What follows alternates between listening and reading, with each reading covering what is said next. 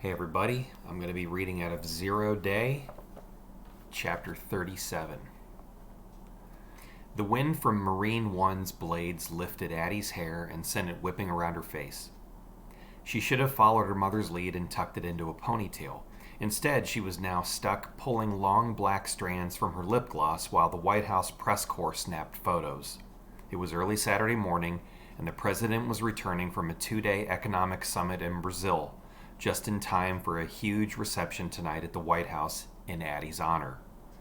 The green and white helicopter lowered onto the south lawn, not far from where the drone had landed next to Addie days earlier. Her stomach lurched. Something wasn't right. No one had come forward to take credit. And when she'd tried to make contact this morning, she discovered the secure chat room had been shut down with no warning.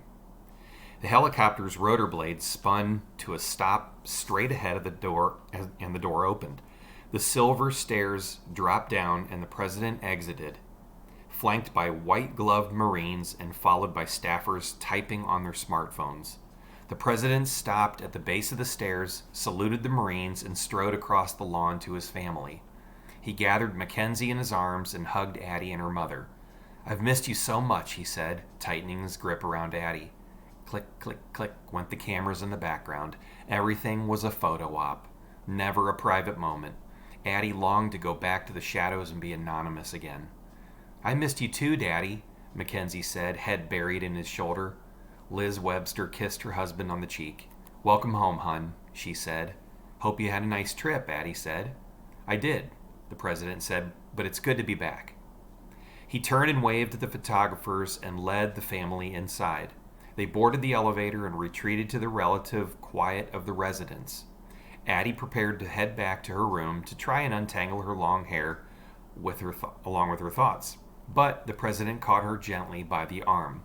"Ad, honey," he said, "do you have a minute? I was hoping we could spend a little time together." "Sure, Dad," she said, attempting a smile.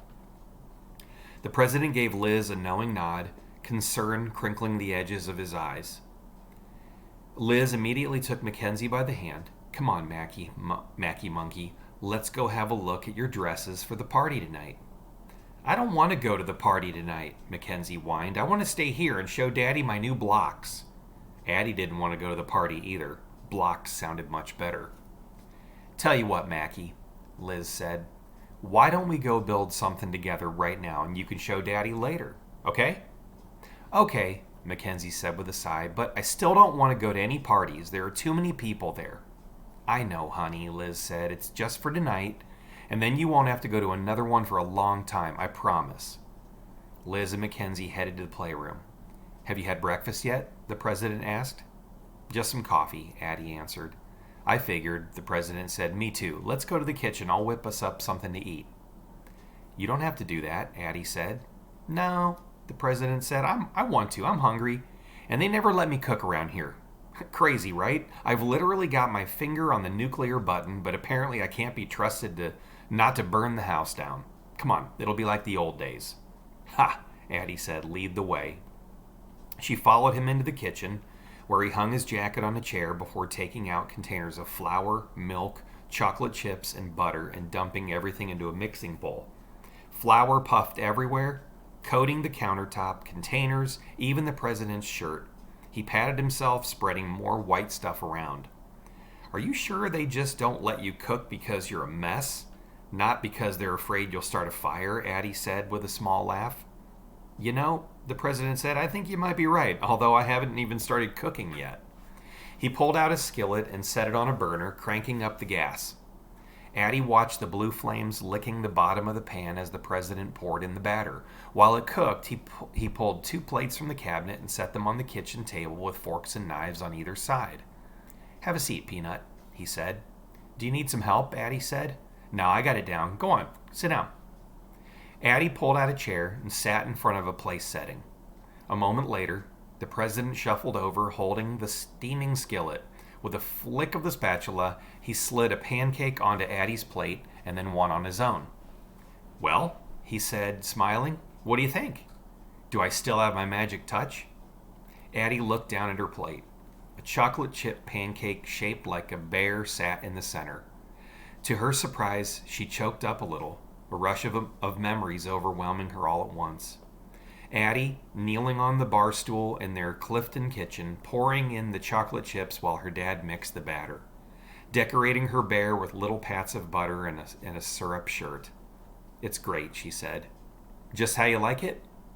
Addie nodded, even though she hadn't had a bear pancake since she was 8, since before.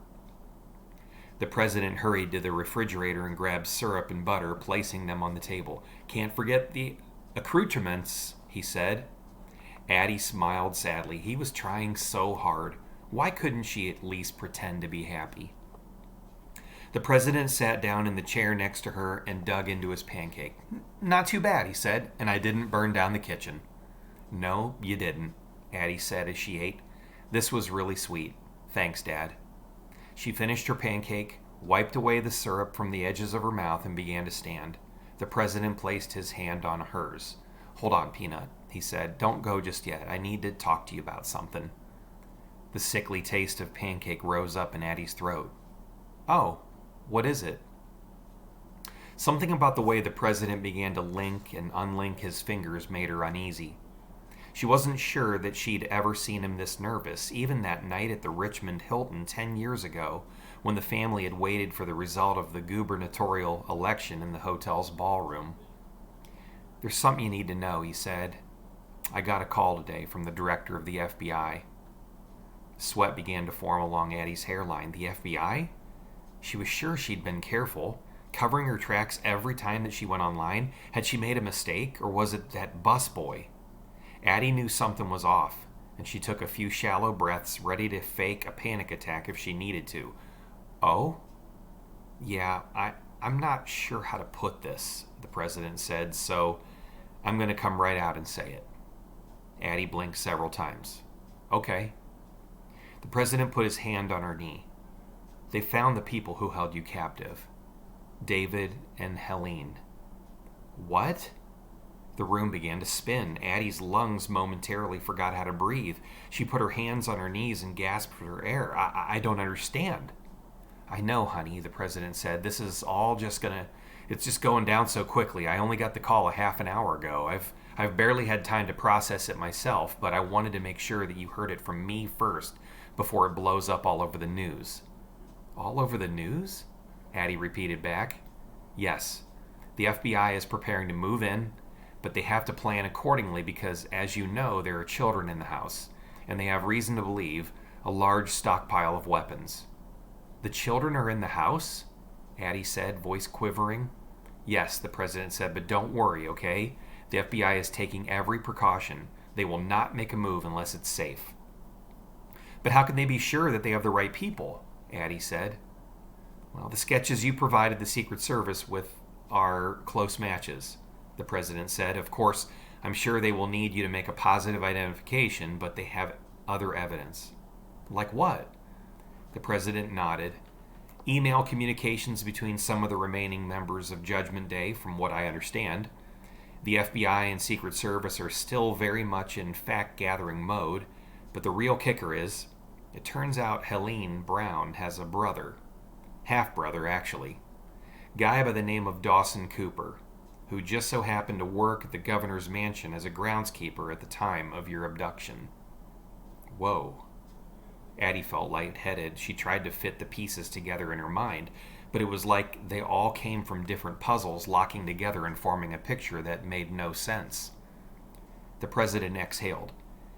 "Can't believe that slipped by us 8 years ago. Every employee was grilled several times over, but no connection was ever made. Helene and Dawson had different mothers, different last names, and didn't grow up together.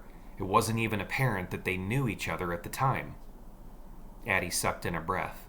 "I can't believe it," she said, and she rubbed her head and whispered, "I think I need to lie down for a little bit if that's okay." "Of course it is. I completely understand," the president said. He helped Addie to her feet. "This is all an awful lot to take in, I know. I'll walk you to your room." "No, I'm okay," Addie said. "You stay here. You just got back. I'm sure you have work to do." The president hesitated. "Okay," he said. "In the meantime, please keep this discussion between us. The investigation is ongoing." "Of course. I understand." Addie said. "Thank you for confiding in me." "Well, you deserve to know, and it's thanks to you that they even found them. I will keep you updated as soon as I know anything," he said. "Thanks, Dad." "You're welcome, Addie. We will get through this together. I love you more than anything." "I love you too," she said. Addie hurried to her room at the end of the hall, and on the way passed her mother and Mackenzie sorting blocks in the playroom. Mackenzie counted as she stacked. Liz's eyes darted in Addie's direction, and she began to speak, but Addie kept staggering forward, afraid her feet would forget how to move again if she stopped. She stumbled into her room, barely breathing, and slammed the door shut. The Janie Lou gown was laid on her bed, pressed and ready for her welcome home reception tonight. It was almost more than Addie could take. The walls felt like they were starting to close in, crushing her from all sides. She grabbed her computer. It was cool and slick beneath her sweaty fingers. She flipped it open and began to type a warning, but it was pointless. She had nowhere to send it.